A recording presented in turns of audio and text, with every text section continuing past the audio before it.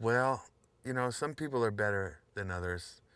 Some people have a genuine knack for doing that. I'm more inclined to wait until I see, you know, incontrovertible physical evidence that it is a male or a female, and I'm not going to take a chance. And with your hands, about how tall would that plant be? Well, it's generally, you know, depending on your conditions, but 6 weeks is a good time to start looking. But it's difficult because a female plant will generally declare before a male. It's been my experience, and then it's a very fine line.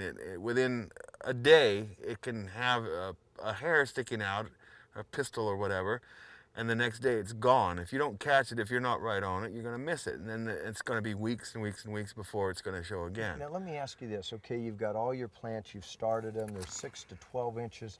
Are you worried about the man at this point? Are you worried about the law coming in at that point?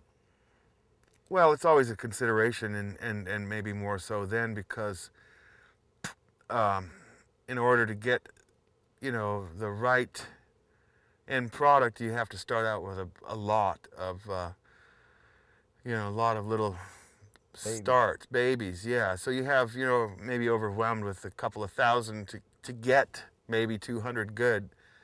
If you want to end up with a couple of hundred, you might have to have a couple of thousand ultimately to come up with a couple of hundred good. So it's a matter of culling them out, and, you know, things to look for, you know, how vigorous and how hardy they look as infants. Have you ever figured out the expense? I mean, I'm looking at this beautiful plant over your shoulder.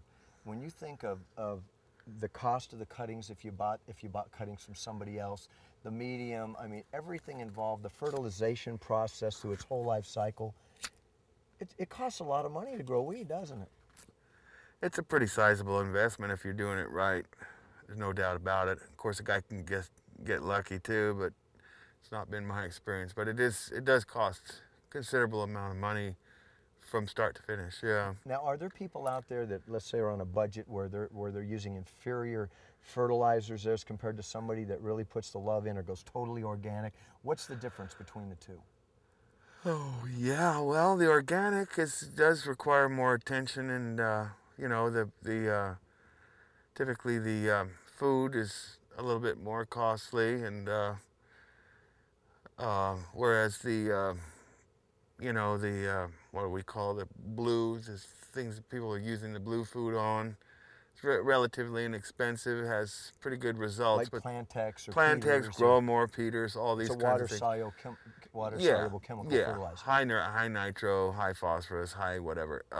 Yeah, they give pretty spectacular results, but the end product can be less than desirable, in my estimation. So somebody that's going organic, they're coming out with a better product, but organics also draw bugs and things like that, do they not? Because it's just something that nature is attracted to. Yeah, but my attitude is I can live with the bugs. The bugs live with us, I can live with the bugs, you know?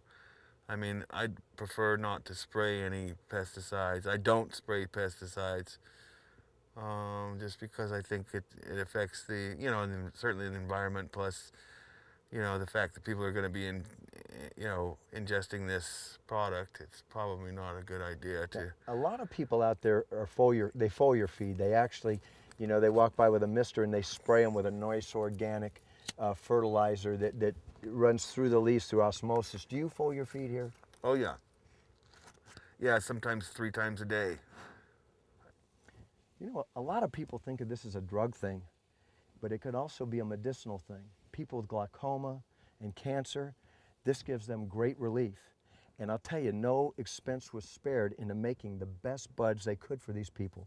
All 100% natural ingredients went in to the cultivation of this plant.